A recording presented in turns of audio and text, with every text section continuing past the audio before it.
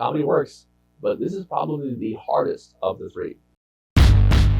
There's no way I'm going to be insulted when I call my video channel Crippled CEO.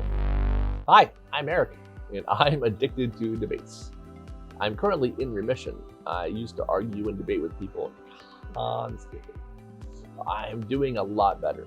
The main reason is because I learned something through my years of arguing with people. It is impossible to change someone's mind in an argument or a debate. It doesn't matter how smart you are, how right you are, or how obvious it seems to you.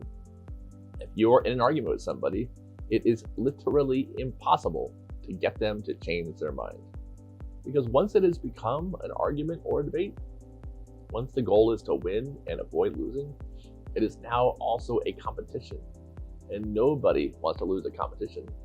No one wants to be a loser. Also, there's this proven psychological phenomenon called the backfire effect. When you argue with somebody, you make their brain come up with new reasons why they are correct. And the end result is that they now believe whatever it was you were trying to talk them out of even harder. The end result of all this? You can't win an argument. Not if winning means changing somebody's mind. So, how do we persuade people to change their mind then? In my experience, there are 3 tools that can help. Before we get to those tools, it is important that the conversation is in a place where you can use them. Each one requires that everybody is happy and getting along though. If you slide into debate mode, it's over. Give up for now. Decide to try again later. There are a couple tactics that I learned from the book on negotiating, Never Split the Difference, that work well to keep things from becoming an argument. The first is mirroring. It feels silly doing it, but I promise that people don't notice, and it works oddly well. Mirroring is simply repeating back the last few words that somebody said and posing them as a question. You're not calling them wrong, you're not changing their mind, you're just repeating back what they say. Tiger Woods is the most dominant athlete in history of all sports. Of all sports? The second tactic is labeling. Labeling is summarizing what you think the other person believes and feels as honestly and accurately as possible in a way that they will agree with. Labeling is not twisting their position into a straw man that you can tear down. It seems like you are saying that Tiger Woods won more championships by a larger margin than any other athlete in history. With mirroring and labeling, you can keep the conversation going without it becoming a debate. Because remember, once it becomes a debate, that's game over. That means you have to stop trying.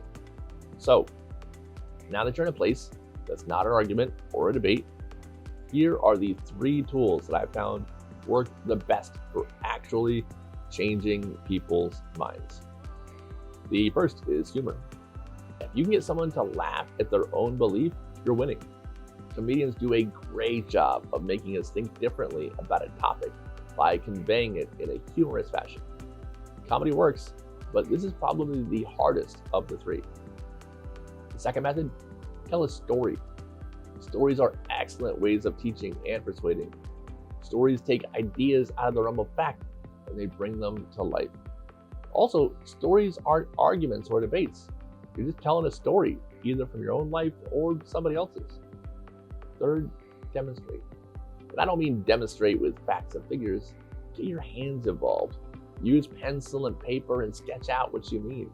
Get in the car and go drive to an example of what you're saying. Run through an example and let them see it for themselves.